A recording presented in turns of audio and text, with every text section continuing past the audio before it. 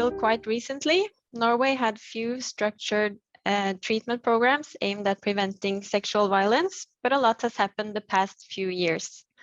So to give an overview, we have divided our presentations into 3 parts. In this first presentation, I'm going to talk about a treatment service called BASIS, which is offered only to prisoners considered to have a higher risk of sexually reoffending. And from there, Christine will move on to talk about the preventive treatment service developed for minor attracted persons who are not convicted of sexual offenses, but who seek help. And after that, finally, we will share some of the challenges we have faced along the way when implementing these 2 services.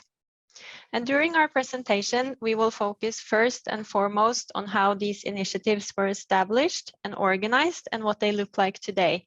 This means that we will not focus on treatment content, as our role has not been as treatment providers.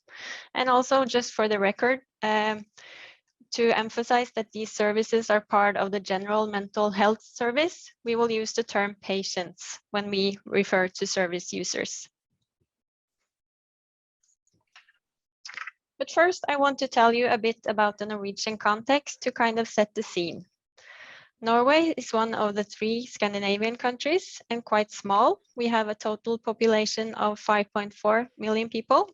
And you can see a map of Norway here, and the red dot is Oslo, which is the capital where Christine and I work.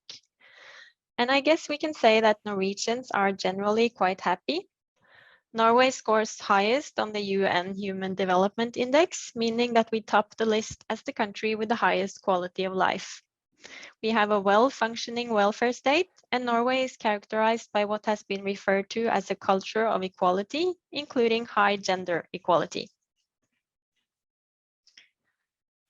Norway has an imprisonment rate of 57 per 100,000, so that's quite low compared to many other countries.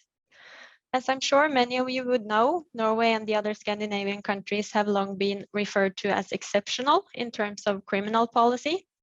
A quick Google search reveals that we are said to have the most humane prisons in the world and that our prison system is considered successful. The principle of equality and normality permeates the prison system in the sense that life inside is supposed to resemble life outside as much as possible.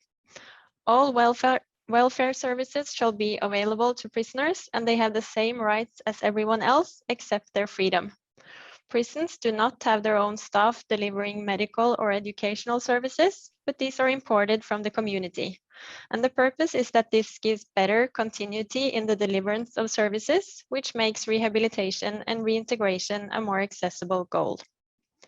And compared to other countries, we have quite low recidivism rates, so I guess it's safe to say that something must be working.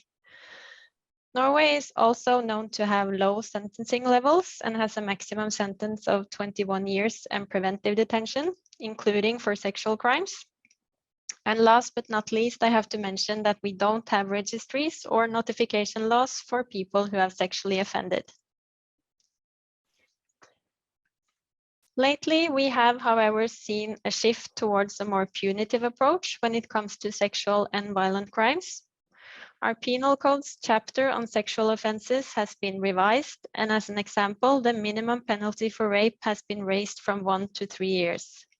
As a result, the typical sentence for rape is now a set 4-year sentence in prison. And although the maximum penalty has not increased, these individuals are generally incarcerated a lot longer than they used to be. And at the same time, crimes that are not violent or sexual in nature are increasingly being sanctioned with other measures than prison, like community sentences, ankle tags, etc. So as a result of these changes in criminal policy, the proportion of prisoners with sex offense convictions has risen quite drastically to about 1 in 4 prisoners last year. In other words, Norwegian prisons are increasingly filled up with people who have sexually offended, a fact that increases the focus on them as a group. So this development is likely part of the reason why so much has happened lately in terms of preventive treatment options. And that brings us further into the development of BASIS.